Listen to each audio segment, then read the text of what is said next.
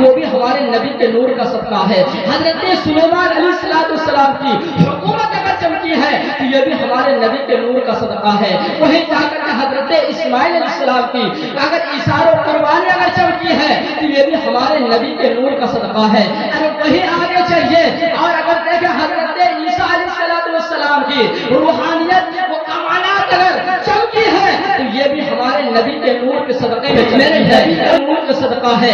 صدیق اکبر کی صداقت ہمارے نبی کے نور کے صدقے، حضرت عمر کی عدالت ہمارے نبی کے نور کے صدقے، حضرت عثمان غنی کی سخاوت ہمارے نبی کے نور کے صدقے، حضرت علی کرم اللہ وجہہ الکریم کی شجاعت یہ بھی ہمارے نبی کے نور کے صدقے، حضرت فاطمہ الزہرا رضی اللہ تعالی عنہ کی طہارت و پاکیزگی یہ بھی ہمارے نبی کے نور کے صدقے، امام حسن و حسین رضی اللہ تعالی عنہ کی شہادت یہ بھی ہمارے نبی کے نور کے صدقے۔ میرے دوست اللہ نے اس وقت پیدا فرمایا جب نہ لوح تھی، نہ قلم تھا، نہ جنت تھی، نہ جہنم تھا، نہ آسمان، نہ فرشتے تھے، نہ آسمان تھا، نہ زمین تھی، نہ سورج تھا، نہ چاند تھے، نہ ستارے تھے، نہ ہی جنات تھے اور نہ ہی انسان تھے، یعنی کچھ بھی نہیں تھا۔ اللہ نے سب سے پہلے میرے نور کو پیدا کیا۔ اعوذ باللہ من الشیطان الرجیم، بسم اللہ الرحمن الرحیم۔ قد جاءکم من اللہ نور وکتاب مبین۔ صدق اللہ العظیم وصدق رسولہ النبی الکریم، ونحن علی ذلک لمن الشاہدین والشاکرین، والحمد للہ رب العالمین۔ بقار خیش رسول اللہ، پریشان رسول اللہ، اور سے آدم بمنے کے سرو ساما مدد قبل ایدی مدد کعبہ مدد باگرداب بلا افتاد کشتی ضعیفان و شکسترات کشتی بحقہ خواجہ عثمان ہارونی مدد دنیا ملت کشتی۔ آئیے خلوص و محبت کے ساتھ جس آیت مقدسہ کی میں نے تلاوت کرنے کا شرف حاصل کیا ہے اس میں چند باتیں کہنے سے پہلے پیارے آقا علیہ السلام کے بارگاہ میں اپنی غلامی کا ثبوت دیتے ہوئے بڑے بلند آواز سے اللہم صلی علی سیدنا شفیعنا مولانا محمد بارک وسلم صلو علیہ صلاۃ و سلام علیک یا رسول اللہ صلی اللہ تعالی علیہ وسلم۔ صبح طیبہ میں بوئی بڑھتا ہے بارہ نور کا، صدقہ لے لے نور کا آیا ہے تارا نور کا، اور میں گدا تو بادشاہ بھر دے پیالہ نور کا، نور دن دونا تیرا دے ڈال صدقہ نور کا۔ اور امام اہل سنت فرماتے ہیں تیری نسل پاک میں ہے بچہ بچہ نور کا، تو ہے عین نور تیرا سر گھرانہ نور کا۔ برادران ملت اسلامیہ، بڑی خوشی کی بات ہے کہ آج آپ کی جامع مسجد کے سامنے پیارے آقا علیہ السلام کی محبت میں یہ محفل منعقد کی گئی ہے۔ جن لوگوں نے اس محفل میں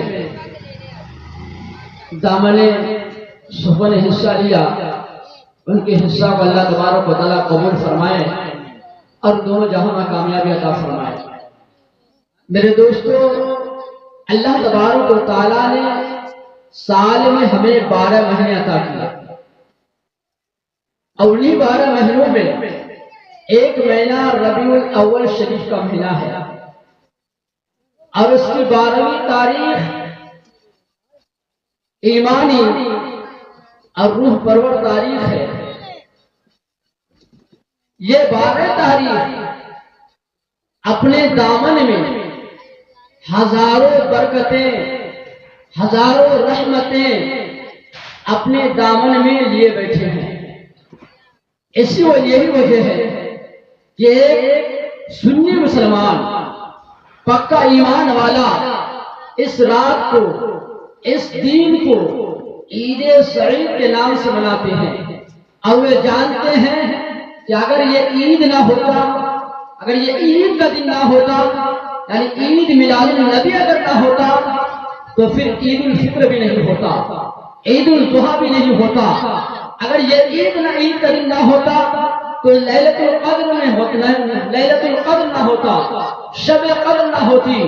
اگر یہ عید کا دن نہ ہوتا تو پھر نہ آپ ہوتے، نہ ہم ہوتے، نہ یہ زمین ہوتی، نہ یہ آسمان ہوتا، نہ یہ چاند ہوتا، نہ یہ ستارے ہوتے، یہ جتنا دنیا کی جتنے بھی ساری چیزیں ہیں کچھ بھی نہ ہوتا۔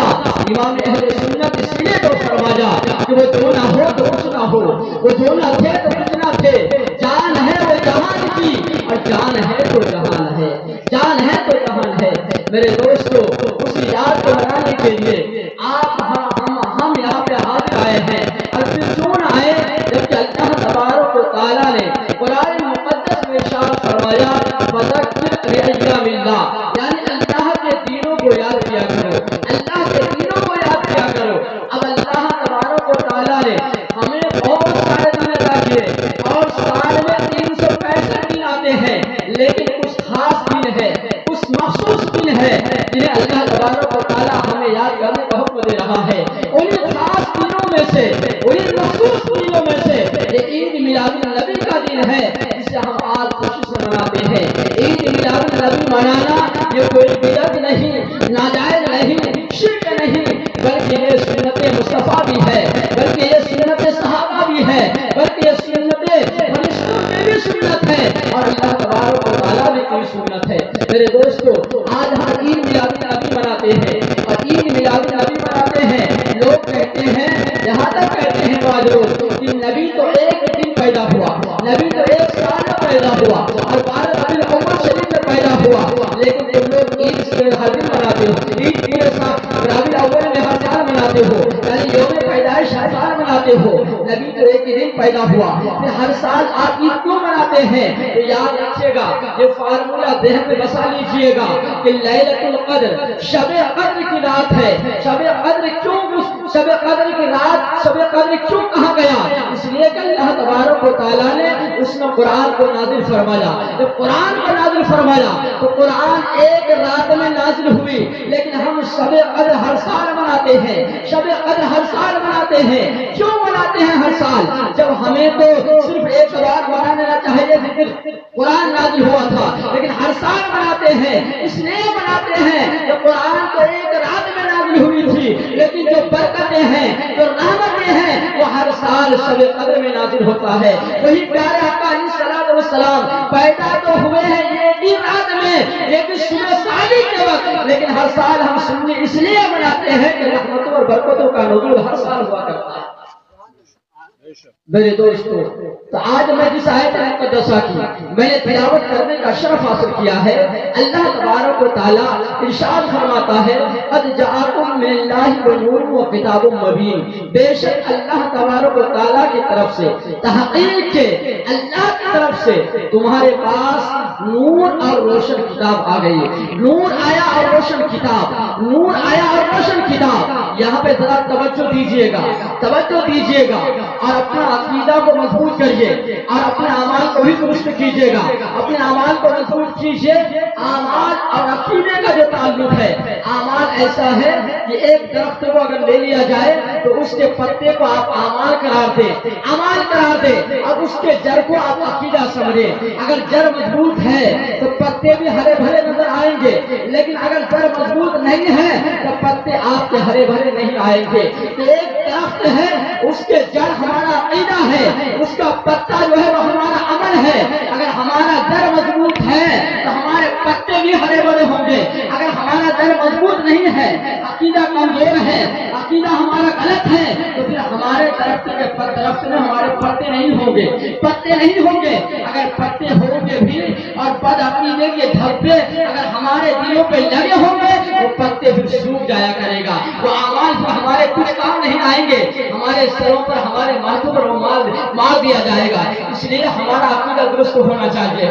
جس آیت مقدسہ میں نے تلاوت کرنے کا شرف حاصل کیا ہے، آج اس آیت کریمہ کے تحت میں آپ کا عقیدہ کبھی درست کروں گا کہ ہمیں حضور کے بارے میں کیسا عقیدہ رکھنا چاہیے۔ یہاں پہ اس آیت سے مراد اللہ تبارک و تعالیٰ ارشاد فرماتا ہے قد جاءکم من اللہ ونور وکتاب مبین، تحقیق کہ تمہارے پاس نور آیا، اللہ کی طرف سے نور آیا اور روشن کتاب۔ اب کتاب تو ظاہر ہے لیکن نور سے کیا مراد ہے؟ یہ نور کون ہے؟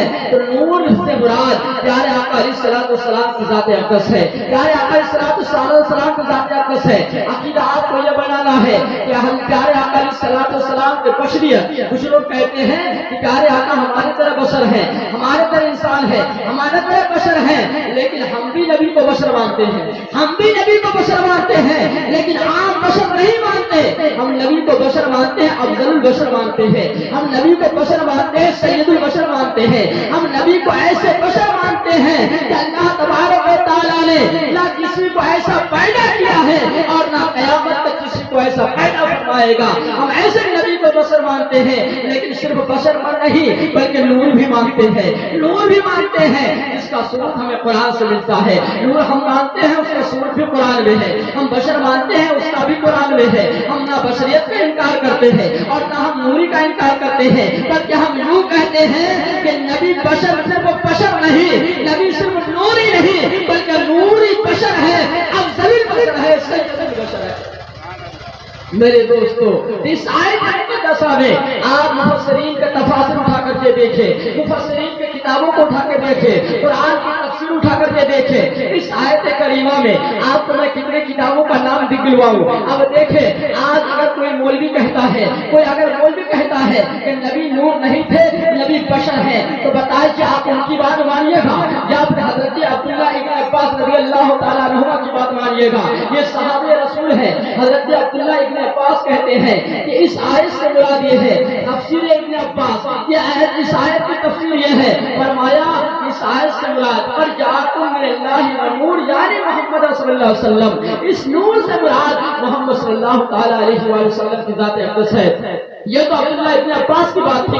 آگے چل کے تفسیر کی کتاب اٹھا کے دیکھیں، امام الکبیر علامہ ابن محمد الزبیری قبری رحمۃ اللہ تعالی کتاب اٹھا کر کے دیکھیں، حضرت تفسیر بیضاوی اٹھا کر کے دیکھیں، آپ تفسیر خادم اٹھا کر کے دیکھیں، تفسیر ابن کثیر اٹھا کر کے دیکھیں، تفسیر ابن کبیر اٹھا کر کے دیکھیں، تفسیر امام جلال الدین سیوطی رحمۃ اللہ تعالی علیہ کی تفسیر جلالین اٹھا کر کے دیکھیں، حضرت اسماعیل حقانی رحمۃ اللہ تعالی علیہ کی تفسیر روح المعانی اٹھا کر کے دیکھیں، تفسیر روح البیان اٹھا کر کے دیکھیں، تفسیر صراط الجنان اٹھا کر کے دیکھیں، جتنے بھی تفاسیر کی کتاب ہے آپ اٹھا کر کے دیکھیں، تمام مفسرین، تمام تفاسیر لکھنے والے، قرآن کا تفسیر اور معنی بیان کرنے والے یہی کہتے ہیں کہ اس آیت میں جو نور ہے وہ ہمارے پیارا آقا علیہ الصلوۃ والسلام ہے۔ کسی نے کہا ان المراد بالنور محمد صلی اللہ علیہ وسلم، کہ بے شک نور سے مراد ہمارے آقا ہے۔ کسی نے کہا قد جاءکم من اللہ ونور، یعنی محمد صلی اللہ علیہ وسلم،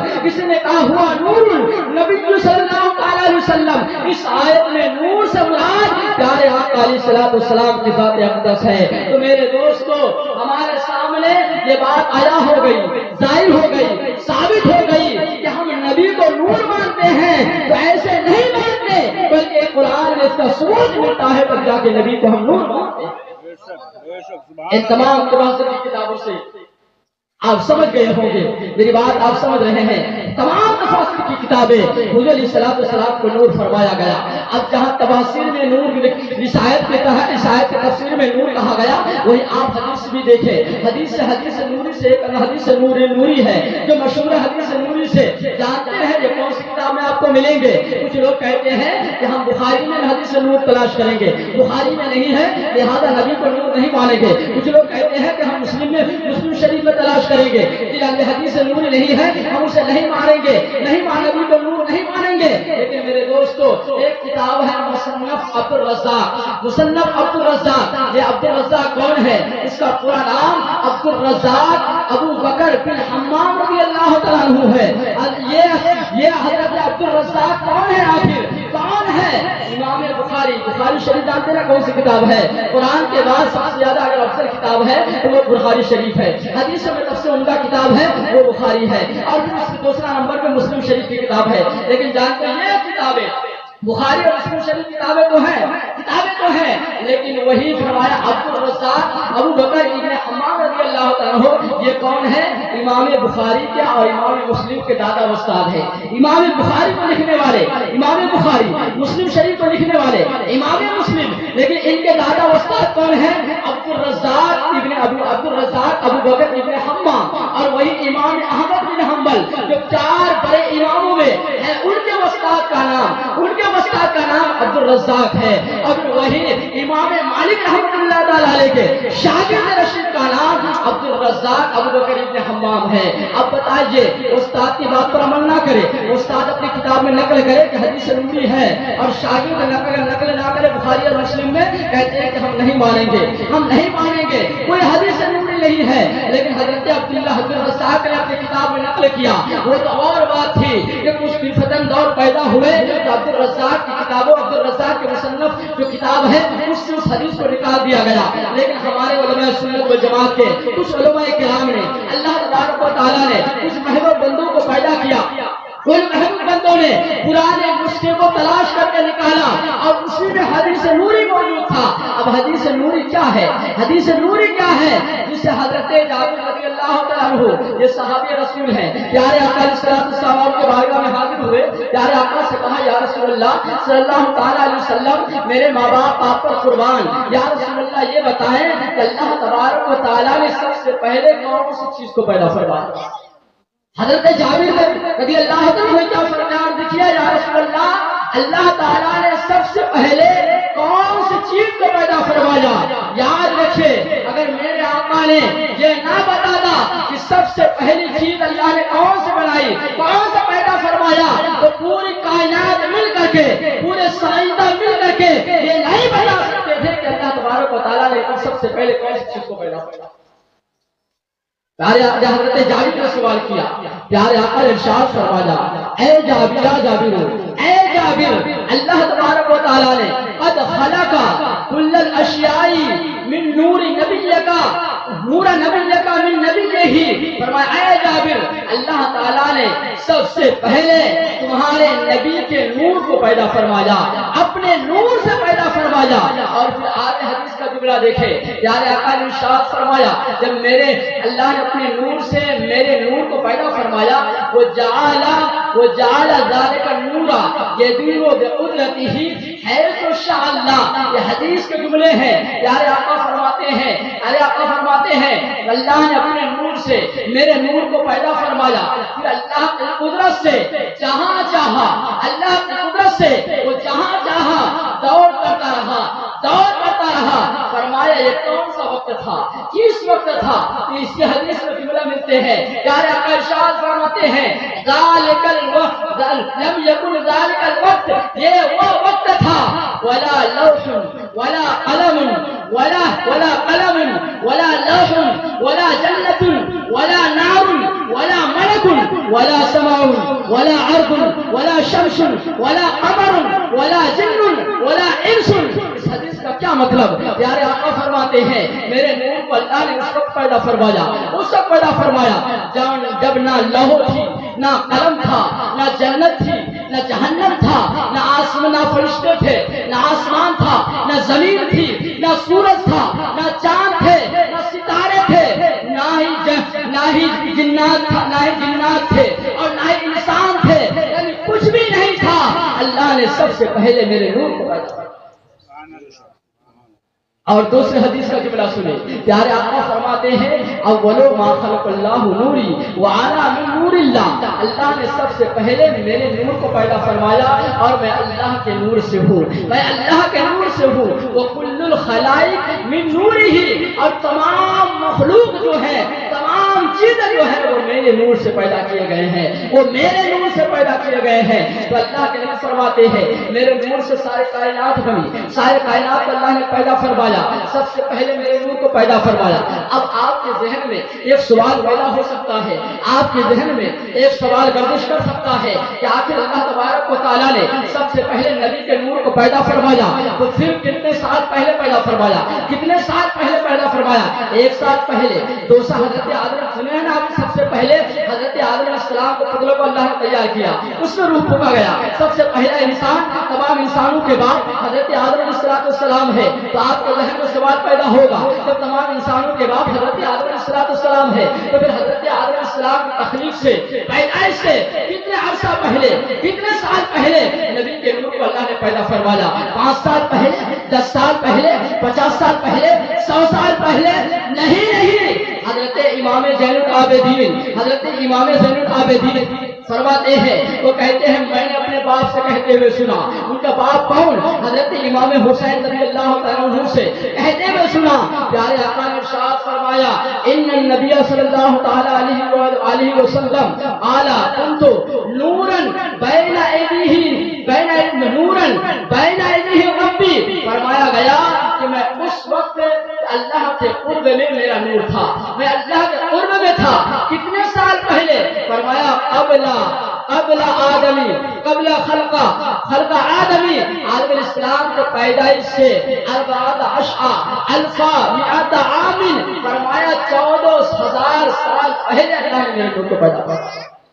14,000 سال پہلے. کس کی پیدائش سے؟ حضرت آدم علیہ السلام کی پیدائش سے 14,000 سال پہلے اللہ تبارک و تعالیٰ نے اپنے محبوب ہمارے نبی آخر سما نور مجسم رحمت دو عالم صلی اللہ تعالی وسلم کے نور کو پیدا فرمایا، نور کو پیدا فرمایا. تو ان سارے قرآن کی آیتوں سے، تفاسیر سے اور احادیث مبارکہ سے یہ بات ثابت ہو گئی کہ نبی نور ہے اور نوری بشر ہے. تو ہمارا عقیدہ یہ ہونا چاہیے کہ نبی نوری بشر ہے.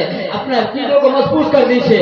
اب دوسرا عقیدے کے طرف میں آپ کو لے جا رہا ہوں. دوسرا عقیدہ آپ یہ محسوس کر دیں، کچھ لوگ کہتے ہیں کہ نبی کو جو نبوت ملا وہ 40 سال کے بعد ملا. 40 سال کے بعد ملا، یعنی جو نبی بنا علیہ السلام وہ 40 سال کے بعد بنے. لیکن اہل سنت والجماعت کا عقیدہ کیا ہے؟ حق جماعت کا عقیدہ کیا ہے؟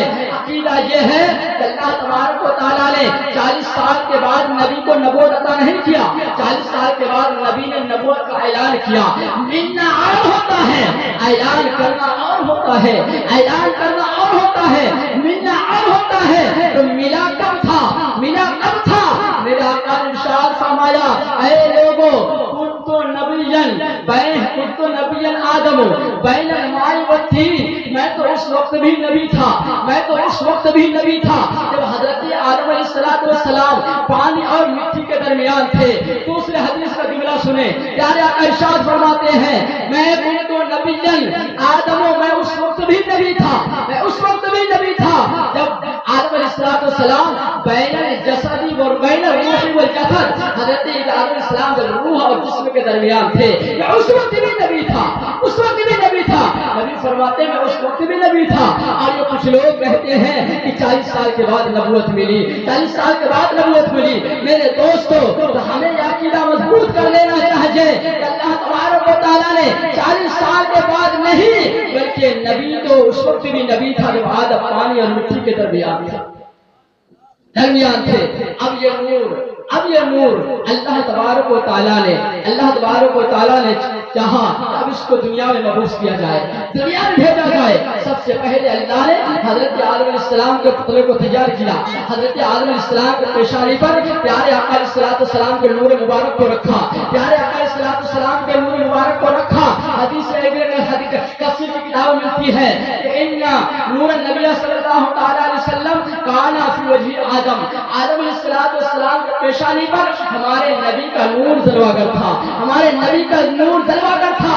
اور تفسیر ابن کبیر اٹھا کر کے دیکھے تو آپ کو پتہ چلے گا کہ ہر فرشتوں کو جو اللہ تبارک و تعالیٰ نے حکم دیا کیا فرمایا قرآن میں؟ اللہ نے فرمایا وَإِذْ قَالَ رَبُّكَ لِلْمَلَائِكَةِ اسْجُدُوا لِآدَمَ فَسَجَدُوا إِلَّا إِبْلِيسَ أَبَىٰ وَاسْتَكْبَرَ وَكَانَ مِنَ الْكَافِرِينَ. جب اللہ تبارک و تعالیٰ نے فرشتوں سے کہا اے فرشتوں میرے آدم کو سجدہ کرو، میرے آدم کو سجدہ کرو، میرے آدم کو سجدہ کرو. تمام کے تمام فرشتے نے سجدہ کیا لیکن ابلیس نے سجدہ نہ کیا اور وہ تکبر کیا اور کافروں میں سے ہو گیا. تکبر کیا، کافروں میں سے ہو گیا.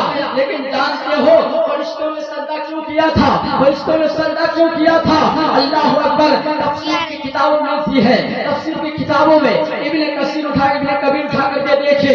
اس آیت کے تحت مفسرین لکھتے ہیں کہ ان الملائکۃ امروا أمروا بالسجود لآدم لأجلي إن نور محمد صلی اللہ علیہ وسلم كان في جبهة آدم علیہ الصلوۃ والسلام. اس حدیث کا معنی کیا ہے، مطلب کیا ہے، ترجمہ کیا ہے؟ ترجمہ مطلب یہ ہے، فرماتے ہیں کہ بے شک فرشتوں کو آدم علیہ الصلوۃ والسلام کو جو سجدے کرنے کا حکم دیا گیا، سجدے کرنے کا جو حکم دیا گیا وہ اس وجہ سے تھا کہ آدم کے پیشانی پر ہمارے نبی کا نور جلوہ پکڑ تھا، ہمارے نبی کا نور چمک رہا تھا.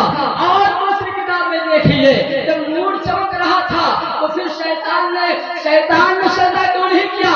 فرمایا کہ اگر شیطان کو نظر آ جاتا کہ نبی کے حضرت السلام کے پیشانی میں نبی کا نور چمک رہا ہے تو تفسیر کی کتابوں میں آتی ہے حضرت علامہ قسطلانی رحمۃ اللہ تعالی علیہ، حضرت علامہ زرقانی رحمۃ اللہ تعالی علیہ نے فرمایا کہ لو افسر شیطان طلعته من نوره جب حضرت آدم علیہ السلام فرمایا گیا اگر شیطان کو نظر آ جاتا کہ آدم علیہ السلام کے پیشانی میں نبی کا نور چمک رہا ہے تو اولو سجدہ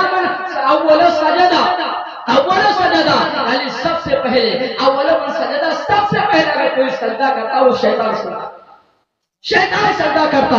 اس کا مطلب یہ ہے کہ نبی کو جو نور نہیں مانتے ہیں، نبی کو جو نور نبی نہیں نظر نہیں آتے ہیں، وہ تو شیطان صفتی انسان ہو سکتا ہے، وہ شیطان کا چیلا ہی ہو سکتا ہے. فرشتوں کو نظر آیا، فرشتوں نے سجدہ کیا، رب کے حکم کی تکمیل کی، رب کے حکم کی تکمیل کی. اللہ تبارک و تعالیٰ نے تمام فرشتوں کے سردار حضرت جبرائیل علیہ السلام کو میرے دوستو اب حضرت آدم علیہ السلام کے پیشانی میں چمکا ہے. اب یہ نور ایک کے بعد دیگر منتقل ہوتا گیا. پیارے آقا نے ارشاد فرمایا قال رسول اللہ صلی اللہ تعالی علیہ وسلم لم یزل اللہ ینقلنی من اسلاب الطیبہ وارحام الطاہرہ قد اخرجنی من بین ابویہ. اس حدیث کا ترجمہ کیا ہے، معنی کیا ہے، مطلب کیا ہے؟ مطلب یہ ہے کہ پیارے آقا نے ارشاد فرمایا کہ اللہ تبارک و تعالیٰ نے میرے نور کو پاک سلوکوں سے پاک رحموں کی طرف منتقل کیا، پاک سلوکوں سے پاک رحموں کی طرف منتقل کیا، یہاں تک کہ میرے ماں باپ کے ذریعے اللہ نے مجھے پیدا فرما دیا. یہاں بھی ایک عقیدہ مضبوط کر لیجیے، ایک عقیدہ اور لے لیجیے. کچھ لوگ کہتے ہیں معاذ اللہ نبی کے والدین کافر تھے، نبی کے والدین جہنمی ہیں، کافر ہیں. تو ایسے لوگوں سے آپ بچ کے رہیے گا، ایسے لوگوں سے بچ کے رہیے گا. پیارے آقا فرماتے ہیں کہ میرا نور پاک سلوکوں سے پاک رحموں کی طرف منتقل ہوا. اور یہ کہتے ہیں نبی کے معاذ اللہ نبی کے والدین کافر سے جہنمی تھے، معاذ اللہ. اب بتائیے جہاں پیارے آقا فرمائے میرا نور جو ہے پاک سلوکوں سے پاک رحموں کی طرف منتقل ہوا، وہی اللہ فرماتا ہے جب اللہ اپنا نور کو اگر کسی کے اندر داخل کرے تو ناپاک کے اندر داخل کرے گا.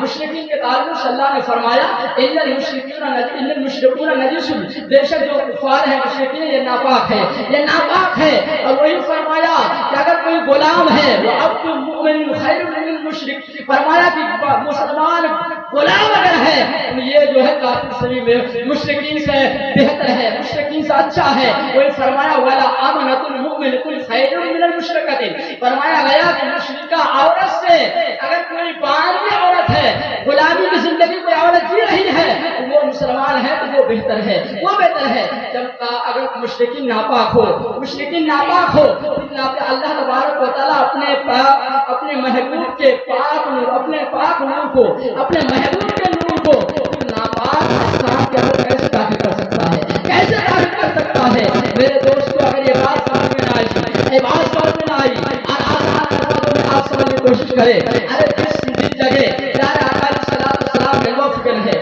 جانتے ہیں وہ کھانا مدینہ منورہ وہ جگہ تمام جگہوں میں افضل ہے، تمام جگہوں میں افضل ہے، تمام جگہوں میں عمدہ ہے، تمام جگہوں میں بہتر ہے. اور پھر جانتے ہیں جب وہ جگہ بہتر ہے جہاں نبی کا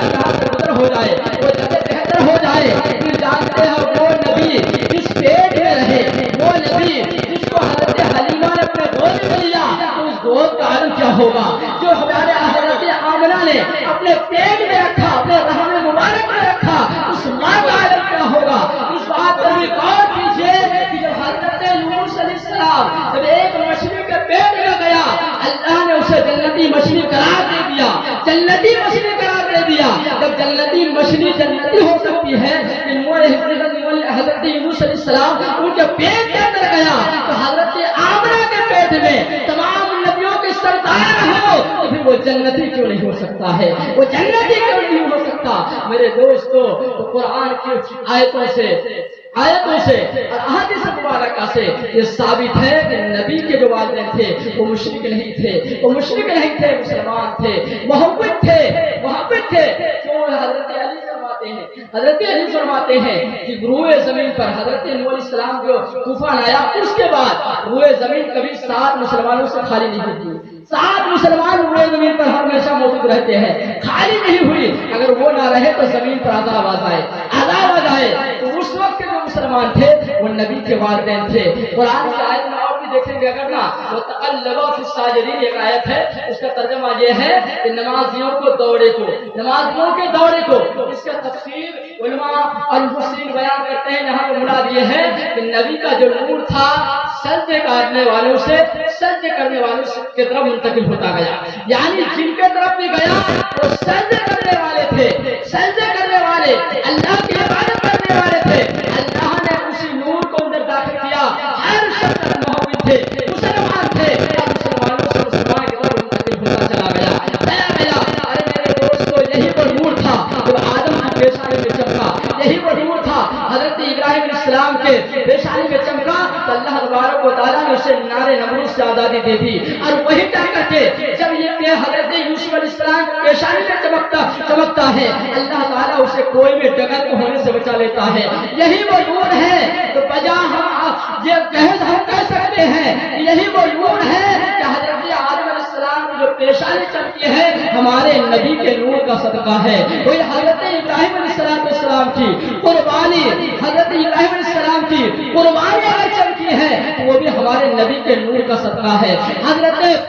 حضرت یوسف علیہ السلام کے حسن و جمال اگر چمکا ہے تو وہ بھی ہمارے نبی کے نور کا صدقہ ہے۔ حضرت سلیمان علیہ السلام کی حکومت اگر چمکی ہے تو یہ بھی ہمارے نبی کے نور کا صدقہ ہے۔ وہیں جا کر کے حضرت اسماعیل علیہ السلام کی اگر اشارہ و قربانی اگر چمکی ہے تو یہ بھی ہمارے نبی کے نور کا صدقہ ہے۔ اگر وہی آگے چلیے اور اگر دیکھیں حضرت عیسیٰ علیہ السلام کی روحانیت وہ کمالات اگر چمکی ہے تو یہ بھی ہمارے نبی کے نور کے صدقے میں چمکی ہے۔ وہی حضرت موسیٰ علیہ السلام کا کلام اگر چمکا ہے تو ہمارے نبی کے نور کے صدقے ہے۔ ارے میرے دوستو، جتنے نبی دنیا میں تشریف لائے، جتنے پیغمبر رسولان اعظام تشریف لائے، تمام کو جو ملا، جتنا مرتبہ ملا، اگر سارے کو اگر ملا ہے تو وہ ہمارے نبی کے نور کے صدقے میں ملا۔ یہی نہیں، آگے چلیے تو نبیوں کی بات تھی، میرے نبی کا نور کا صدقہ ہے۔ صدیق اکبر کی صداقت ہمارے نبی کے نور کے صدقے، حضرت عمر کی عدالت ہمارے نبی کے نور کے صدقے، حضرت عثمان غنی کی سخاوت ہمارے نبی کے نور کے صدقے، حضرت علی کرم اللہ وجہہ کریم کی شجاعت یہ بھی ہمارے نبی کے نور کے صدقے، حضرت فاطمہ الزہرا رضی اللہ تعالی عنہا کی طہارت وہ پاکیزگی یہ بھی ہمارے نبی کے نور کے صدقے، امام حسن و حسین رضی اللہ تعالی عنہ کی شہادت یہ بھی ہمارے نبی کے نور کے صدقے، اور سے آدم پیران پیر روشن نبیر شیخ عبد القادر جیلانی رضی اللہ تعالی عنہ کی کرامت اگر چمکی ہے یہ بھی ہمارے نبی کے نور کے صدقے، حضرت خواجہ معین الدین چشتی اجمیری سما اجمیری کی کرامت ولایت اگر چمکی ہے یہ بھی ہمارے نبی کے نور کے صدقے۔ ارے جتنے آئے ہیں اولیاء کرام سب کی کرامات سب کی ولایت اگر چمکے ہیں یہ بھی ہمارے نبی کے نور کے صدقے۔ امام اہل سنت کو جو مجدد کا لقب ملا، جو مجدد بنایا، مجدد اگر ہمارے امام اہل سنت امام محمد خان کو ملی ہے وہ بھی ہمارے نبی کے نور کے صدقے میں ملی ہے۔ ارے میرے دوستو، جتنے آئے ہیں، جتنے پیدا ہوں گے، جتنے کو جو بھی ملے گا قیامت تک ملیں گے وہ بھی نبی کے نور کے صدقے ملیں گے۔ امام اہل سنت فاضل بریلوی مجدد و ملت اشعار امام محمد خان بریلی کی سرزمین سے پکار اٹھتے ہیں، چمک تجھ سے پاتے ہیں سب پانے والے، میرا دل بھی چمکا دے چمکا دے۔ سبحان اللہ، سبحان اللہ، الحمدللہ۔ میرے دوستو جتنا چمکا ہے یہ میرے نبی کے نور کا صدقہ ہے. سب چمکے ہیں, چمکتے رہیں گے, ہم بھی چمکیں گے, آپ بھی چمکیں گے, دنیا میں بھی چمکیں گے, جب مریں گے تو آخرت میں بھی چمکیں گے. ہمیں جنت ملے گی نبی کے صدقے میں, ہمیں جنت ملے گی نبی کی شفاعت سے. ہماری اوقات ہے, ہمارے اعمال کتنے اچھے ہیں کہ ہم پھر جنت میں چلا جائے. یہ نبی کا صدقہ ہوں گے, نبی کی شفاعت ہوگی, اور نبی اپنے نبی اب شفاعت کر کے ہم گناہگاروں کو جنت میں داخلہ کروائیں گے. نبی سے محبت ہوگی انشاءاللہ. اگر نبی سے سچی محبت ہو, پیارے آقا علیہ الصلوۃ والسلام قیامت کے دن ہمارے کام آئیں گے, قیامت کے دن ہماری شفاعت کر کے ہمیں جنت میں داخل کروا دیں گے. میرے دوست جتنے چمکا ہے نبی کے نور سے چمکا ہے. اور آگے اگر چلے, اب یہ نبی منتقل ہوتا گیا, منتقل ہوتا گیا. اگر زیادہ وقت ہو رہا ہے تو میں ختم کر دوں, سنیں گے؟ چلیے سنتے چلیے. ماشاء اللہ, سبحان اللہ, الحمدللہ. درود پاک پڑھ لیجیے. اللہم صلی علی سیدنا شفیعنا مولانا محمد وسلم صلی اللہ علیہ وسلم. اب یہ نور چلتا گیا, چلتا گیا. اب چلتے نبیوں سے ہوتا ہوا اب یہ نور آیا ہے کس کے بطن میں؟ حضرت عبد المطلب کے پیشانی میں آیا. حضرت عبد المطلب کے پیشانی سے حضرت عبداللہ رضی اللہ تعالیٰ عنہ کے پیشانی میں آیا. یہ عبداللہ کون ہے؟ یہ عبداللہ کون ہے؟ یہ عبداللہ ہمارے نبی کے والد گرامی ہے. ہمارے نبی کے والد کا نام حضرت عبداللہ ہے. ہمارے نبی کے والدہ کا نام حضرت آمنہ رضی اللہ تعالیٰ عنہ ہے. حضرت عبداللہ کے پیشانی میں ہمارے نبی کا نور چمکا ہے. میرے دوستو جانتے ہیں آپ, ہمارے نبی کے نور کو اللہ تبارک و تعالیٰ نے کتنی جگہ حفاظت کی ہے. ہمارے نبی کو دو ذبیحہ کا باپ بھی کہا جاتا ہے. دو ذبیحہ کا باپ کا کیا مطلب؟ دو ذبیحہ کا باپ کا یہ مطلب ہے جب حضرت اسماعیل السلام کو ذبح کرنے کے لیے گیا تھا, لے کے گئے تھے حضرت ابراہیم علیہ السلام, تو وہاں جا کر کے چھری کیوں نہیں چلی؟ چھری اس لیے نہیں چلی کہ میں حضرت اسماعیل کے پیشانی میں ہمارے نبی کا نور چمک رہا تھا, اس لیے چھری نہ چلی. اسی طریقے سے دوسرا ذبیحہ کی باری آئی جب عبد المطلب کو اللہ نے بیٹوں سے نوازا, اس نے منت مانگی تھی کہ اللہ اگر ہمیں تو بیٹا عطا کر دے تو میں تیری راہ میں ایک بیٹا کو نذر کر دوں گا, یعنی قربانی کر دوں گا, ایک بیٹے کو ذبح کر دوں گا. اب جب اس کو کیا جائے, ان سارے بیٹوں میں سب سے حسن والا, سب سے خوبصورت, سب سے بہترین وہ حضرت عبداللہ تھے. اور اس نے منت مانگی تھی کہ اگر میرا کام ہو گیا تو اپنے سب سے اچھے بیٹے, عمدہ بیٹے کو تیری راہ میں قربانی کر دوں گا. قربانی وقت بھی آیا, اب منت پوری کرنے کی باری آئی. جانتے ہیں نجوم کے پاس گیا, اس نے کہا کہ لوگوں نے تانا دینا شروع کیا کہ آپ اتنے حسن جمال سے بھرے ہوئے بیٹے حضرت عبداللہ کو ذبح کرنا چاہتے ہیں. ارے ذبح کرنا چاہتے ہیں, اتنا خوبصورت ہے, اتنا عمدہ ہے, اتنا بہترین ہے, اور حسن و جمال ان کے چہرے پر چمک رہا ہو, آپ اس کو ذبح کرنا چاہتے ہیں. ہر کس نہیں تو کہا کوئی ہیرا ہے, کوئی ہے ہیرا, اس سے بچایا جائے. فرمایا گیا کہ پورا انداز کیا جائے. پورا انداز کیا تھا؟ فرمایا گیا کہ ایک طرف اونٹ لے, ایک پرچی میں اونٹ کا نام لکھنا اور ایک پرچی میں اپنے بیٹے کا نام لکھنا. یعنی جب اونٹ کا اگر نام آئے تو اونٹ کو ذبح کر دینا, اگر آپ کو بیٹے کا نام آئے تو بیٹے کو قربان کر دینا. پہلا جب قرآن اندازی کیا گیا تو بیٹے کا نام آیا. پھر گیا اس کے پاس, کہا بیٹے کا نام آیا, اب کیا کروں؟ کہا گیا جب تک بیٹے کا نام آتا رہے تو 10 اونٹ کو بڑھاتا چلے جاؤ, بڑھاتا چلے جاؤ. تو 10 اونٹوں کو بڑھاتا چلا گیا, یہاں تک کہ 100 اونٹ پر پہنچا تو عبداللہ کا نام آیا. عبداللہ کا نام نہیں آیا, اونٹوں کا نام آیا. جب اونٹوں کا نام آیا تو اللہ کے راہ میں عبد المطلب نے 100 اونٹوں کی قربانی کر کے عبداللہ کی حفاظت کی. اس لیے میرے نبی کو دو ذبیحہ کے باپ بھی کہا جاتا ہے. اسماعیل کو بچایا وہاں, اور یہاں محنت پوری کر کے یہاں اونٹوں کی قربانی کر کے بچایا گیا. میرے دوست حضرت عبداللہ کی پیشانی میں جب یہ نور چمکا ہے, اب حضرت عبداللہ جہاں سے گزرتا ہے وہ گلی خوشبو سے معطر ہو جاتا ہے. جب حضرت عبداللہ جہاں سے گزرتا ہے وہ گلی خوشبو سے معطر, وہ گلی روشن ہو جاتا ہے. یہ حضرت عبداللہ کے پیشانی میں جب نور چمک رہا ہے, اب جانتے ہیں سارے لوگ دشمن ہو گئے, یہودی نصرانی دشمن ہو گئے. یہودی کہنے لگا ارے حضرت عبداللہ کے پیشانی میں نبی کا نور نظر آ رہا ہے, اور اس نے اپنے کتابوں پر رکھا تھا اگر نبی آ گیا, نبی آخری زمان کی پیدائش ہو گئی, اگر وہ دنیا میں آ گیا تو میرا عیسائی دنیا میں ختم ہو جائیں گے, یہودی دنیا سے ختم ہو جائے گی, ساری شریعتیں منسوخ ہو جائیں گے, ہو جائیں گے. اس لیے اس نبی کو آنے دینا نہیں ہے, تو اس یہودی نے کہا کیا کیا جائے وہ نبی دنیا میں آنے نہ پائے، ان لوگوں نے منصوبہ بنا کہ عبداللہ کو قتل کر دیا جائے۔ عبداللہ کے پیشانی میں جو نبی کا نور چمک رہا ہے اس کو ہی قتل کر دیا جائے، نہ وہ نہیں رہے گا تو پھر عبداللہ نبی آخر زمان دنیا میں نہیں آئیں گے۔ لیکن میرے دوستو، جس کی حفاظت خدا کرے اسے کون بگاڑ سکتا ہے؟ جس کی حفاظت خدا کرے اس کو کون اس کو مٹا سکتا ہے؟ کون سے قتل کر سکتا ہے؟ اللہ اکبر کبیرہ۔ جانتے ہیں جب یہودیوں نے منصوبہ بنایا، 70 یہودیوں نے مل کر کے حضرت عبداللہ کو قتل کرنے کی سازش رسی، منصوبہ بنایا اور منصوبہ بنا کر کے مکہ مکرمہ کا احاطہ کیا۔ مکہ مکرمہ کے پاس آئے، کہا عبداللہ یہاں ملے گا قتل کر دیں گے، جب کھانا کعبہ پہ آئے گا تو قتل کر دیں گے۔ لیکن میرے دوست وہاں نہیں ملا۔ آخر جب نہیں ملا یہودی چلے گئے جنگل میں، سارے یہودی جنگل میں چلے گئے۔ جب جنگل میں پہنچا ہے حضرت عبداللہ شکار کے لیے جنگل میں تشریف لے جاتے تھے۔ ایک دن آیا آپ شکار کے لیے جنگل میں تشریف لے گئے۔ جنگل میں جب تشریف لے گئے وہ یہودی منصوبہ لے بیٹھے ہوئے تھے کہ حضرت عبداللہ اگر آئیں گے تو اسے ہم قتل کر دیں گے، اسے مار دیں گے تاکہ اس دنیا میں نبی آخر الزمان پیدا نہ ہو سکے، نبی آخر الزمان آ نہ سکے۔ میرے دوست جب جنگل میں پہنچا حضرت عبداللہ، جب ان لوگوں نے منصوبہ بنایا وہاں پہ ہمارے نبی کے نانا جان بھی موجود تھے، جس کا نام حضرت عبد المناف رضی اللہ تعالیٰ عنہ ہے، وہ بھی وہاں موجود تھے۔ عبد المناف نے دیکھا، عبد المناف نے کیا دیکھا؟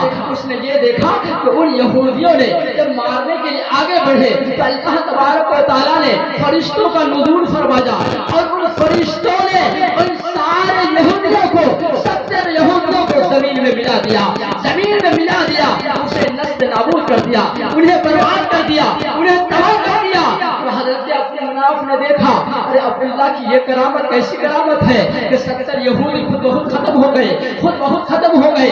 اللہ نے فرشتوں کو بھیجا تھا انہیں ختم کرنے کے لیے۔ جب اس نے دیکھا ہے اس کے دل میں خیال پیدا ہوا کہ میری ایک بیٹی ہے جس کا نام عاملہ ہے، اگر کوئی لڑکا مجھے تلاش کرنے کی ضرورت نہیں ہے،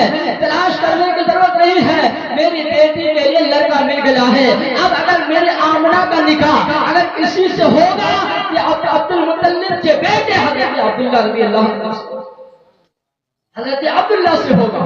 حضرت عبد المناف گھر پہنچنے کے بعد اپنی بیوی سے کہا بیوی جاؤ حضرت عبد المطلب کے پاس، کہنا میری بیٹی ہے حضرت آمنہ، اس کا نکاح عبداللہ سے کرانا چاہتے ہیں، آپ کیا اسے اجازت دیتے ہیں؟ اللہ اکبر کبیرہ۔ جب آئے ہیں حضرت عبد المناف کی بیوی حضرت برہ رضی اللہ تعالیٰ عنہ جب آئی ہے ملنے کے لیے، عبد المطلب سے کہا اے عبد المطلب آپ کے بیٹے عبداللہ کا نکاح میری بیٹی آمنہ سے کرا دے۔ اللہ اکبر کبیرہ۔ کہا نام کیا ہے؟ کہا آمنہ نام ہے۔ آمنہ کا مطلب ہوتا ہے امانت دار۔ کہا ارے میرے بیٹے کے لیے کوئی رشتہ تلاش کرنے کی ضرورت نہیں ہے، نام آمنہ ہے، وہ امانت والی ہوگی۔ اور آمنہ کو عبداللہ کے لیے ہی اللہ نے پیدا فرمایا، عبداللہ کے لیے پیدا فرمایا ہے۔ میرے دوستو نبی کی زندگی ہمارے لیے کیا ہے؟ نبی کی زندگی ہمارے لیے آئیڈیل ہے، ہمارے نمونہ ہے، انہیں کے مطابق ہمیں زندگی گزارنا چاہیے۔ اس وقت نکاح کیا نبی کے والد نے، صرف نام سن کر کے آمنہ ہے عبد المطلب نے آمنہ نام سنا، امان والی ہے، نکاح کر دیا۔ لیکن آج نہ جانے ہم کیا کیا نہیں دیکھتے ہیں۔ ہم دیکھتے ہیں پروپرٹی اچھا ہو، ہم دیکھتے ہیں لڑکی خوبصورت ہو، ہم دیکھتے ہیں کہ دادا زیادہ ہو، ہم دیکھتے ہیں زہر ہمیں زیادہ ملے گا کہ نہیں ملے گا، یہ ساری چیزیں ہم دیکھتے ہیں۔ لیکن میرے دوست یہ کیوں نہیں دیکھتے کہ وہ تقوی پرہیزگار ہے کہ نہیں ہے، وہ نیک ہے کہ نہیں ہے، وہ امانت دار ہے کہ نہیں ہے، کہیں خیانت کرنے والی تو نہیں ہے، ہم یہ نہیں دیکھتے ہیں۔ آج دعویٰ کرتے ہیں نبی کے عشق کا، لیکن نبی کے ہم فرمان کو پس پشت ڈال دیے، نبی کے حکم کو ہم پیچھے پس پشت ڈال دیے۔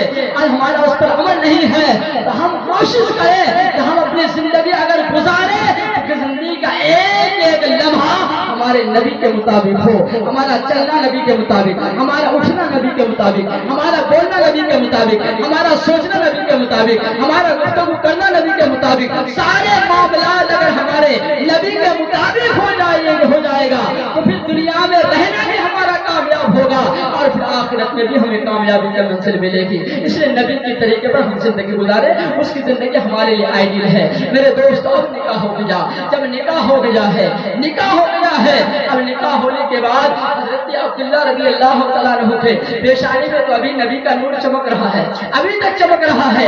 اور حضرت عبداللہ کے نکاح کے لیے بڑے بڑے پیسے والوں کی بیٹیاں نکاح کے پیغام بھیجتے. بادشاہ کی بیٹیوں نے پیغام بھیجا. ایک بادشاہ کی بیٹی جب راستے میں ملاقات ہوئی عبداللہ سے, کہنے لگا اے عبداللہ بتا تو مجھ سے نکاح کرے گا, تو مجھ سے نکاح کرے گا.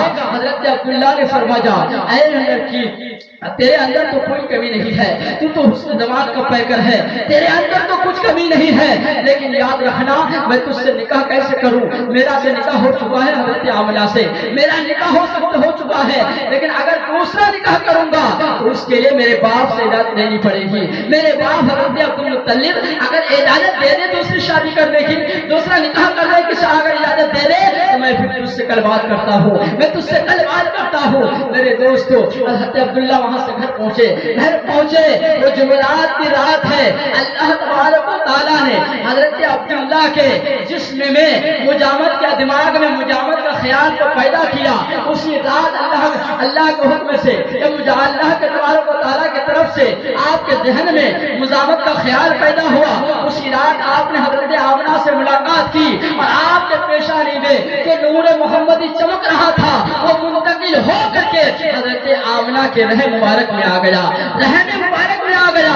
وہ دن رات کیا تھی؟ وہ جمعرات کی رات تھی, جمعرات کی رات تھی. اس لیے جمعہ کو جو فضیلت ملی ہے, جمعہ کو جو ہفتے کا عید کہا جاتا ہے, تو جمعہ کا دن بہترین ہے, ہفتے کا بہترین دن ہے. اس کے وجہ بہت ساری وجوہات ہیں, لیکن سب سے عمدہ, سب سے اعلیٰ, سب سے افضل اگر وجہ ہے یہی وجہ ہے کہ ہمارے نبی کے نور حضرت عبداللہ کے پیشانی سے, حضرت عبداللہ کے سلم سے حضرت آمنہ کے رحم پاک میں منتقل ہو گیا, رحم پاک منتقل ہو گیا. اب منتقل ہوا ہے, جب منتقل ہو گیا اب صبح ہوئی, حضرت عبداللہ حضرت عبدالمطلب کے پاس پہنچے. کہا والد گرامی ایک لڑکی ہے جو بادشاہ کی ہے, اس نے دماغ کی پیکر ہے, وہ مجھے نکاح کا پیغام دے رہے ہیں, کیا آپ اجازت دیتے ہیں کہ میں دوسری شادی کر دوں, دوسرا نکاح کر دوں؟ اللہ اکبر کبیرہ, دوسرا نکاح کر دوں؟ آپ نے حضرت عبدالمطلب نے کہا ٹھیک ہے جاؤ, تمہیں دوسرا نکاح کرنے کی اجازت ہے, دوسری شادی کرنے کی اجازت ہے. حضرت عبداللہ نکلے کہ اس لڑکی سے ملاقات کروں اور اس سے بتاؤں کہ میرے باپ نکاح کرنے کے لیے راضی ہو گئے ہیں, میرے باپ نکاح کی اجازت دے دی ہے, دوسری شادی کرنے کی اجازت دے دی ہے, لہٰذا میں اس سے نکاح کر لوں گا, شادی کر لوں گا. جب ملاقات کرنے کے لیے پہنچا, اب وہ نور محمدی جس کی وجہ سے وہ لڑکی فدا تھی, جو چمک رہا تھا نبی حضرت عبداللہ کے پیشانی پہ, اب وہ چہرہ پر دیکھ جب اس لڑکی کی نظر جب حضرت عبداللہ کے پیشانی میں پڑھا تو پیشانی میں وہ نور نہیں چمک رہا تھا. اس نے اپنے نگاہ کو نیچے کر لیا, نگاہ کو نیچے کر لی, جھکا لی. حضرت عبداللہ نے کہا اے لڑکی کیا بات ہے, کل تک تو میرا چہرہ دیکھنے کے لیے بے چین تھی, کل تک تو مجھے نکاح کا پیغام دے رہی تھی, اور آج تک میں چہرے کو جھکا لی ہے, جھکا لیا ہے. اس کی وجہ کیا ہے, اس کی وجہ کیا ہے؟ تو جانتے ہیں حضرت عبداللہ کو اس لڑکی نے جواب دیا, اے عبداللہ میری خواہش یہ نہ تھی کہ میں تجھ سے نکاح کروں, میری خواہش یہ نہ تھی کہ میں تجھ سے شادی کروں, ارے میں اس وجہ سے تجھ سے نکاح کرنا چاہتی تھی, میں اس وجہ سے تجھ سے شادی کرنا چاہتی تھی کہ تمہارے پیشانی میں نبی آخری زمان کا نور چمک رہا تھا, اور میں نے سنا ہے کہ نبی آخری زمان اس دنیا میں مبعوث ہونے والے ہیں, تو میں تجھ سے اس لیے شادی کرنا چاہتی تھی, اس لیے نکاح کرنا چاہتی تھی کہ میرا نکاح تجھ سے ہو جائے, تاکہ جو نبیوں کے سردار جو اس دنیا میں مبعوث ہونے والے ہیں, اگر کسی عورت کو, کسی لڑکی کو ماں بننے کی اگر شرف حاصل ہو, نبیوں کے سردار کی ماں بننے کی شرف حاصل ہو, تو مجھے حاصل ہو, کسی اور کو حاصل ہو. اس لیے میں نکاح کرنا چاہتا, اس لیے نکاح کرنا چاہتی تھی. اور آج وہ آپ کے پیشانی میں وہ نور نہیں نظر آ رہا ہے, وہ چمک نہیں ہے, وہ چمک نہیں ہے, وہ نور نہیں ہے. ایسا لگتا ہے کہ وہ نور, وہ چمک کسی دوسرے عورت نے لے لی ہے, کسی دوسرے عورت کے رحم میں چلی گئی ہے. اللہ پر کبیرہ, وہ کس کے رحم میں آیا؟ حضرت آمنہ رضی اللہ تعالیٰ کے رحم میں آیا ہے, حضرت آمنہ کے رحم میں. اب وقت بھی قریب آیا, وہ وقت بھی قریب آیا. مختصر، کافی وقت ہو رہا ہے، وہ وقت بھی قریب آیا اور پھر کافی وقت ہو رہا ہے، لیکن اصل مقصد جو ہے ابھی تمام حضرات سے ایک اپیل ہے کہ آپ حضرات کم سے کم مسجد میں آج صبح 3 بجے یا 3:30 بجے حاضر ہو جائیں، حاضر ہو جائیں، کیونکہ اگر صلاۃ و سلام پہلے پڑھیں گے 1 گھنٹہ پہلے سے صلاۃ و سلام درود پاک شروع کریں اور صلاۃ و سلام پڑھے اور دعا کریں، پوری لمبی دعا ہوگی انشاءاللہ، تو دعا کریں کیونکہ وہ صبح حضور علیہ السلام صبح صادق کے وقت تشریف لائے، صبح صادق کے وقت۔ عام طور پر جب ہم لوگ کلیج شریف میں پڑھائی کرتے تھے تو اس وقت یہ معمول تھا کہ پہلے آج کی رات جو ہے 11-12 بجے کا پروگرام، اس کے علاوہ 2 بجے سے لے کر کے صلاۃ و سلام شروع ہو جاتا تھا اور پھر صبح فجر تک فجر کی اذان کا صلاۃ و سلام ہوتا تھا۔ تو ایسا ہمیں بھی کرنا چاہیے اور پھر وقت دعا کی برکتوں کا، رحمتوں کا نزول کا ہے، انشاءاللہ دعائیں قبول ہوگی اور ہمارے مرادیں بھی بھر جائیں گے انشاءاللہ۔ تو ہم آئیں، مسجد میں آئیں اور صلاۃ و سلام پڑھنا شروع کر دیں، درود و سلام پڑھے، بیٹھ کر پڑھے، کھڑے ہو کر پڑھے، جیسا آپ کو مرضی ویسی پڑھے۔ تو میرے دوستو اب وہ وقت بھی قریب آیا، وہ وقت بھی قریب آیا، میرے آقا دنیا میں مبعوث ہونے والے ہیں، مبعوث ہونے والے ہیں۔ حضرت آمنہ رضی اللہ تعالیٰ عنہا کہتی ہے کہ جب میرے پیٹ میں حضور آیا، جب میرے پیٹ میں حضور آیا تو مجھے غیب سے آواز آنے لگی، اے آمنہ آج جانتی ہو جو پیٹ میں تیرے پیٹ میں جو بچہ ہے یہ نبیوں کے سردار ہے، تمام نبیوں کے سردار کی تو ماں بننے والی ہے۔ حضرت آمنہ کہتی ہے ارے اور عورتیں ہوتی ہیں جن کو ایام حمل میں جب ان کے پیٹ میں بچہ ہوتا ہے انہیں درد ہوتا ہے، انہیں تکلیف ہوتی ہے، بہت زیادہ تکلیف ہوتی ہے، لیکن حضرت آمنہ کہتی ہے جب میرے لال میرے نور نظر جب میرے پیٹ میں آیا تو مجھے ایام حمل پوری گزر گئی لیکن مجھے ذرہ برابر بھی احساس نہیں ہوا، ذرہ برابر بھی مجھے تکلیف نہیں ہوئی، ذرہ برابر بھی مجھے درد نہیں ہوا، احساس تک نہیں ہوا۔ اللہ اکبر کبیرہ، اب وقت قریب آ رہا ہے، حضرت آمنہ کہتی ہے اتنے میں میں نے دیکھا کہ کچھ عورتیں میرے حجرے میں تشریف لائی، جو قد و قامت کے اعتبار سے بہت لمبے تھے اور حسن و جمال کے پیکر تھے۔ تو حضرت آمنہ کہتی ہے میں انہیں دیکھ کر کے بہت ڈری، میں گھبرا گئی کہ آج میری حالت سے انہیں کون اطلاع کیا اور پھر میرے حجرے میں کیسے آ گئی، کیسے ان کو پتا چلا، وہ ڈرنے لگی۔ حضرت آمنہ کہتی ہے اتنے میں وہ عورتیں کہنے لگی اے آمنہ ڈر مت، ارے ہم لوگ مبارکبادی پیش کرنے آئے ہیں، یہ مبارکبادی دینے آئے ہیں کہ اے آمنہ تو تمام نبیوں کے سردار کی تو ماں بننے والی ہے، یہ مبارکباد پیش کرنے آئے ہیں۔ وہ عورتیں ایک میں سے کہنے لگی میں فرعون کی بیوی حضرت آسیہ ہوں، حضرت آسیہ رضی اللہ تعالیٰ عنہ ہوں۔ ان میں سے دوسری عورت کہنے لگی ہم حضرت عیسیٰ ابن مریم یعنی عیسیٰ کی ماں حضرت مریم علیہ نبی علیہ السلام ہوں، اللہ اکبر جو آپ کو خوشخبری سنانے آئی ہوں۔ تیسرا کہنے لگی ہم حضرت ابراہیم علیہ السلام کی بیوی حضرت اسماعیل علیہ السلام کی ماں حضرت حاجرہ رضی اللہ تعالیٰ عنہ ہوں، جو تجھے خوشخبری سنانے کے لیے آئے ہوں۔ اور اے آمنہ سن لے، یہ ہمارے ساتھ جتنے بھی عورتیں ہیں یہ دنیاوی عورتیں نہیں ہیں بلکہ یہ جنت کی حوریں آئی ہوئی ہے تمہیں مبارکباد پیش کرنے کے لیے۔ میرے نبی تشریف لا رہے ہیں، میرے دوست جنت کو بھی سجایا گیا ہے، آسمان کو بھی سجایا گیا ہے، زمین کو بھی سجائے گئے ہیں، عرش میں بھی دھوم مچ رہے ہیں، فرش میں بھی دھوم مچ رہے ہیں، عرش آدم اور بیت المعمور میں بھی ڈنکا بج رہے ہیں، وہی کعبہ معظمہ میں بھی روشنی سے منور ہے، چمک دمک رہے ہیں۔ یہی وہ وقت تھا کہ پیارے آقا دنیا میں تشریف لا رہے ہیں، تمام فرشتے خوشیاں منا رہے ہیں، حور و غلمان خوشیاں منا رہے ہیں۔ حضرت آمنہ کہتی ہے ارے جب میرے لالا دنیا میں تشریف لانے لگے مجھے ایسا لگا، حدیث کا جملہ ہے فرمایا گیا اضاءت لہو نورا، ایسا نور ظاہر ہوا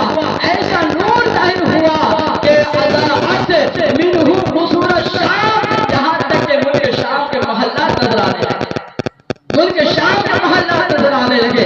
دوسرے حدیث میں آیا کہ اضاءت بین المشرق والمغرب، یعنی مشرق اور مغرب، یعنی پورا پچھم سے لے کر کے پورے مغرب اور پچھم میں پورے طور پر پوری دنیا روشن ہو گئی۔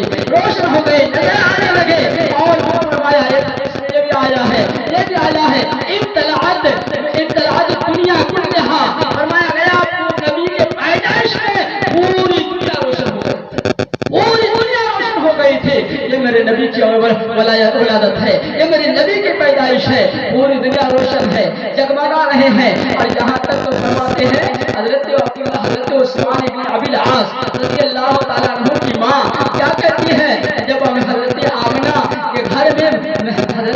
के घर में नबी के सरदार नबी आखिरुज़्ज़मान सल्लल्लाहु अलैहि वसल्लम तशरीफ लाने वाले थे, उस वक्त मैं वहाँ मौजूद थी। मैंने क्या देखा, मैंने ये देखा कि आसमान के सितारे जमीन पर ऊपर ऐसे आ रहे थे, ऐसा लग रहा था कि थोड़ी ही दूर में है वो हमारे सरों पर गिर जाएंगे, हजरत उस्मान इब्न अबील आस की वालिदा कहती है मैं वही था, ऐसा लग रहा था कि सितारे हमारे सरों के ऊपर गिर जाएंगे। अरे नबी के पैदाइश पर आसमान पर जाने सजाया, फिर सितारों को जमीन के ऊपर लगा दिया, वरना तो हम भी अगर हमारी इतनी तो ताकत नहीं, कुव्वत नहीं, अल्लाह अगर हमें ताकत व कुव्वत दे दे तो हम भी सितारे चमका दे, लेकिन अल्लाह ने हमें इस्तिताअत दिया है तो आज हम लाइटिंग लगाते हैं, हम लाइट लगाते हैं और फिर हम गलियों को, मोहल्लों को, घरों को सजाते हैं। उतनी इस्तिताअत रही तो नबी के जमाने से मिलाद मनाते आ रहे हैं और आज तक और क़यामत तक मनाते रहेंगे। लेकिन ये अलग बात है कि दिन गुजरता गया और तरीके गुजरते गए। नबी के दौर में नबी अपना मिलाद रोजा रख के मनाया करते थे, लेकिन आज हम मिलाद मनाते हैं तो कोई अपने गलियों को सजा करके मनाते हैं, कोई अपने घरों को मोहल्लात को सजा करके मनाते हैं, कोई फातिहा खाने का एहतमाम करके मनाते हैं, कोई महफिल मिलाद सजा करके मनाते हैं, कोई गरीबों को, मिस्किनों को, बेवाओं को, यतीमों को खाना खिला करके मनाते हैं, और कोई जा करके किसी दोस्त की मदद करके मनाते हैं, कोई जुलूस निकाल करके मनाया करते हैं, यानी कोई रोजा रख के भी मनाया करता है। यानी रवायात मुख्तलिफ है, तरीका मुख्तलिफ है, लेकिन नबी का लोग मिलाद मनाते हैं और नबी का मिलाद मनाना कोई जायज़ नहीं है। जब सहाबा किराम की सुन्नत है, जब फरिश्तों की सुन्नत है, तो हम गुलामाने मुस्तफा भी क़यामत तक और आज तक मनाते हैं और मनाते रहेंगे। मेरे दोस्तों, वो नबी के पैदाइश का वक्त, अब पैदाइश का वक्त करीब आया, हुजूर दुनिया में तशरीफ ले आए। हजरत आमना कहती है कि मैंने देखा मशरिक और मगरिब को देखा, मैंने वहां से मगरिब और मशरिक को देखा, और जब मगरिब और मशरिक को देखा मैंने क्या देखा, मैंने 3 झंडे को देखा, 3 झंडे को देखा। रायत तो सलासत आलामिन मज़रूबातिन, फरमाया गया मैंने 3 झंडे को देखा, और वो चीने झंडे क्या किए, फरमाया गया जिब्रील अलैहिस्सलाम 3 झंडे को लेकर के आए और एक खाना काबा के छत पर गाड़ा, और दूसरा मगरिब में गाड़े, और तीसरा मशरिक में गाड़ा, यानी पूरब और पश्चिम में और खाना काबा में गाड़ा। और दुनिया वालों को ये बता दिया आखिर मगरिब में क्यों गाड़ा, मशरिक में क्यों गाड़ा। दुनिया वाले को ये बता दिया कि जो नबी तशरीफ ला रहे हैं, ऐ लोगों, जमाने के लोग ऐसे भी होंगे जो नबी को अपनी तरह कहेंगे, लेकिन जिस नबी को मैं तुम्हारे दरमियान मबूस कर रहा हूँ, भेज रहा हूँ, अरे इसकी हुकूमत जो है सिर्फ मक्का में नहीं, सिर्फ मदीने में नहीं, सिर्फ मुल्क शाम में नहीं, मुल्क यमन में नहीं, इनकी हुकूमत आज झंडा गाड़ के तुम्हें बता दिया गया, इनकी हुकूमत मशरिक में भी है, इनकी हुकूमत मगरिब में भी है। मेरे दोस्तों, जहाँ जिसकी हुकूमत है, हुकूमत होती है, वही झंडा गाड़ा जाता है। हिंदुस्तान में मोदी की हुकूमत है तो मोदी हुकूमत पाकिस्तान में झंडा नहीं गाड़ सकता, पाकिस्तान में झंडा नहीं गाड़ सकता, पाकिस्तान वाले हिंदुस्तान में आकर नहीं गाड़ सकता है, वही हिंदुस्तान वाले चीन में जाकर नहीं गाड़ सकता है। तो जिसकी हुकूमत जहाँ होती है वही उसका झंडा गाड़ा रहता है। तो मेरे नबी की हुकूमत पूरी दुनिया में है, इसमें रब ने जिब्रील के जरिए झंडा गाड़ के बता दिया कि झंडा गाड़ना मेरा सुन्नत है। जिब्रील के जरिए मेरा सुन्नत है, और मगरिब और मशरिक में आज का बता दिया कि जिस नबी को मैं भेज रहा हूँ उसकी हुकूमत मगरिब में भी है, मशरिक में भी है। वो तो नबी की हुकूमत सिर्फ दुनिया में नहीं, बल्कि वो मेरे नबी तो ऐसा नबी है जिसकी हुकूमत दुनिया में भी है और आखिरत में भी अल्लाह के हुक्म से है, आखिरत में भी है, आसमान में भी मेरे नबी की हुकूमत है। इसलिए मेरे नबी ने फरमाया मेरे 2 वजीर जमीन पर है और 2 वजीर आसमान पर है। जिसकी जहाँ हुकूमत होती है उसका वजीर, उसका खादिम भी वही हुआ करता है। जमीन में मेरी हुकूमत है, जहाँ मेरा 2 वजीर है, एक का नाम हजरत अबू बकर सिद्दीक है, दूसरा का नाम हजरत उमर फारूक है। जो आसमान पर मेरा वजीर है, एक का नाम हजरत जिब्रील अलैहिस्सलाम है और दूसरा का नाम हजरत इस्राईल अलैहिस्सलाम। मेरे दोस्तों, 3 नबी की हुकूमत है। میرے نبی تشریف لائے اور نبی تشریف لائے تو میرے نبی جو ہے میرے نبی ختنہ کیا ہوا پیدا ہوئے، میرے نبی نہلایا ہوا پیدا ہوئے۔ ہم پیدا ہوتے ہمیں نہلایا جاتا ہے، ہم پیدا ہوتے ہمیں ختنہ کیا کروایا جاتا ہے، لیکن میرے نبی ختنہ کیا ہوا پیدا ہوئے۔ میرے نبی جو ہے پاک و صاف اور مطہر پیدا ہوئے، پاک و صاف پیدا ہوئے، اس دنیا میں آئے۔ حضرت آمنہ کہتی ہے کہ اتنے میں پاک صاف پیدا ہوئے، پھر اتنے میں غیب سے آواز آنے لگی، یہ آواز آئی کہ یہ آواز آئی کہ اس کو اٹھاؤ اور پوری دنیا کا گردش کراؤ، پوری دنیا کو گھماؤ۔ پیارے آقا کو اٹھا کے لے کر گئے۔ حضرت آمنہ کہتی ہے تھوڑی دیر کے بعد، تھوڑی دیر کے لیے میرے لال میرے آنکھوں سے وجل ہو گیا، پوری دنیا کا سیر کرایا، پوری دنیا کا سیر کرایا، پھر تھوڑی دیر بعد لا کر کے حضرت آمنہ کے سامنے رکھ دیا۔ میرے دوست میرے نبی پیدا ہوئے، سب سے پہلے اپنے سر کو سجدے میں دیا ہے۔ ہم پیدا ہوتے ہیں ہمیں سجدے کا خیال تک نہیں ہوتا، لیکن میرے نبی پیدا ہوئے سب سے پہلے اپنے سر کو سجدے میں دیا اور یہی کہا رب حب لی امتی، رب حب لی امتی، یا اللہ میری امت کی لاز رکھ لے۔ میرے دوست جو نبی پیدا ہو اس وقت بھی میرا ہمارا خیال کرے، رب حب لی امتی کی صدائے بلند کرے۔ دنیا میں پوری زندگی 300 سال کی زندگی گزارے، ہمارے فکر میں گزارے، پوری زندگی ہمارے لیے روتے رہے، پوری زندگی ہمارے لیے گڑگڑاتے رہے، وہی کبھی دنیا سے تشریف لے گئے۔ جب دفنانے کے لیے گیا، دفنانے کے لیے گیا تو حضرت زید بن حارث نے کان لگا کر کے سنا تو نبی کے ہونٹوں سے آواز آ رہی تھی رب حب لی امتی، رب حب لی امتی۔ قبر میں بھی نبی آقا ہمیں نہیں بھولے، لیکن آج ہم کیسے امتی ہیں، کیسے نبی کا غلام ہے جو نبی ہمیں دنیا میں نہ بھولے، جو نبی ہمیں قبر میں نہ بھولے۔ آج ہم اپنی زندگی میں کیسے بھول گئے، آج ہم اپنی زندگی میں کیسے بھول گئے۔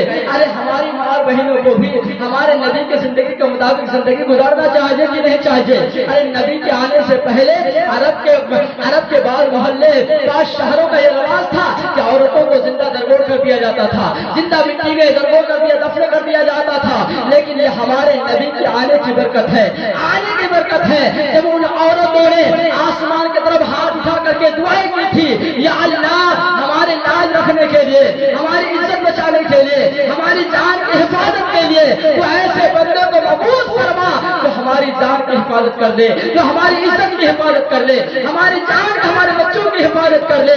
اللہ نے ان لوگوں کی دعا قبول کی تھی اور اللہ نے پیارے آقا علیہ السلام کو مبعوث فرمایا تھا، اور مبعوث فرما کر کے یہ فرمایا لقد من اللہ اذ بعث فیہم رسولا، اے لوگوں تمہیں میں سے تمہارے درمیان رسول کو مبعوث فرما کر میں نے تم پر بہت بڑا احسان کیا ہے۔ اللہ نے بہت ساری نعمتیں ہمیں عطا کی ہے، بہت ساری ہم گن نہیں سکتے۔ یہ ناک، یہ کان، یہ زبان، یہ ہاتھ، یہ عقل، یہ پیر، یہ پیٹ، یہ ساری چیزیں اللہ کی نعمت ہے، نعمت ہے۔ اللہ نے اتنی نعمتیں دی ہے ہم جس کو گن نہیں سکتے ہیں۔ اللہ خود فرماتا ہے وَإِن تَعُدُّوا نِعْمَتَ اللَّهِ لَا تُحْصُوهَا، اگر ہم اس کو گننا چاہے ہرگز نہیں گن سکتے۔ اللہ نے اتنی نعمتیں دی ہے اس کو ہم شمار نہیں کر سکتے، گن نہیں سکتے، لیکن انہی سب نعمتوں میں سے سب سے بڑا احسان، سب سے بڑی نعمت اگر ہے تو ہمارے آقا علیہ السلام ہے۔ سب سے بڑی نعمت ہمارے نبی ہے، سب سے بڑی نعمت ہمارے نبی ہے۔ اب یاد کریں، اگر ہم سب نعمتوں کو یاد کرنا چاہیں تو جن نعمتوں کو ہم گن نہیں لے سکتے، جن نعمتوں کو ہم گن نہیں سکتے تو ان کا یاد کیسے بنا سکتے ہیں، یاد کیسے بنا سکتے ہیں؟ اللہ نے اتنی ساری نعمتیں دی ہے تو ہم گن ہی نہیں سکتے تو ان کا یاد، ان کا دین، ان کا جشن کیسے بنا سکتے ہیں؟ جب ساری نعمتیں گن نہیں سکتے تو پھر ان تمام نعمتوں میں جو سب سے بڑی نعمت ہے آقا علیہ السلام کی نعمت سب سے بڑی نعمت ہے، تو آج ہمیں اسی نعمت کا چرچا کرنی ہے اور چرچا بھی کرتے ہیں حتی قیامت ہم اس کی چرچا کرتے رہیں گے۔ میرے دوست سب سے بڑی نعمت ہماری نبی ہے۔ تو ہمیں اللہ فرماتا ہے وَأَمَّا بِنِعْمَتِ رَبِّكَ فَحَدِّثْ، اے اللہ نے جو نعمتیں دی ہے اس کا خوب چرچا کیا کرے، خوب چرچا کرے، خوب چرچا کرے۔ اور جتنی بھی چیزیں ہم میلاد النبی کے موقع پر کرتے ہیں الحمدللہ جو قرآن و حدیث مفسرین کے قول محدثین کے اقوال سے یہ ثابت ہے۔ ہاں کچھ غلط کام ہے جسے ہمیں روکنے کی ضرورت ہے، جیسے ڈی جے باجے وغیرہ ہوتا ہے اور بہت سارے نعت دانس میں جوش میں آ جاتے ہیں، نعت دانس کروا لیتے ہیں، جسے بدعقیدہ لوگ بتاتے ہیں کہ یہ غلط کر رہے ہیں. بہت ساری چیزیں ہیں. تو ہمیں اگر جلوس میں جانا ہے تو بڑے اخلاص کے ساتھ، بڑی محبت کے ساتھ اور بڑی شانتی کے ساتھ درود و سلام پڑھتے ہوئے، نعت و منقبت کا اشعار پڑھتے ہوئے، نعرے لگاتے ہوئے ہم شانتی کے ساتھ انشاءاللہ جلوس میں آئیں گے تب ہمیں برکت حاصل ہوگی. اللہ رب العزت کی بارگاہ میں دعا ہے مولا تعالی ہم سبوں کو پیارے آقا علیہ الصلوۃ والسلام کا صدقہ عطا فرمائے. پیارے آقا علیہ الصلوۃ والسلام کے صدقے میں آج کے ہماری اس محفل کو اللہ قبول فرمائے، آپ کی حاضری کو قبول فرمائے، ہمارے حاضری کو قبول فرمائے. اللہ تعالی ہمیں جب تک اس دنیا میں رکھے، آپ سب کو جب تک اس دنیا میں رکھے، اللہ تعالیٰ اس میلاد کے صدقے میں، پیارے آقا کی ولادت کے صدقے میں ایمان والی زندگی عطا فرمائے، ایمان پر رکھے، اور جب اس دنیا سے جائے تو پیارے آقا کا دیدار نصیب ہو اور خاتمہ بخیر عطا فرمائے. استغفر اللہ ربی من کل ذنب واتوب الیہ. ایک مرتبہ سب مل کے پڑھیں استغفر اللہ ربی من کل ذنب واتوب الیہ. لا الہ الا اللہ محمد رسول اللہ صلی اللہ علیہ وسلم وما علینا الا البلاغ.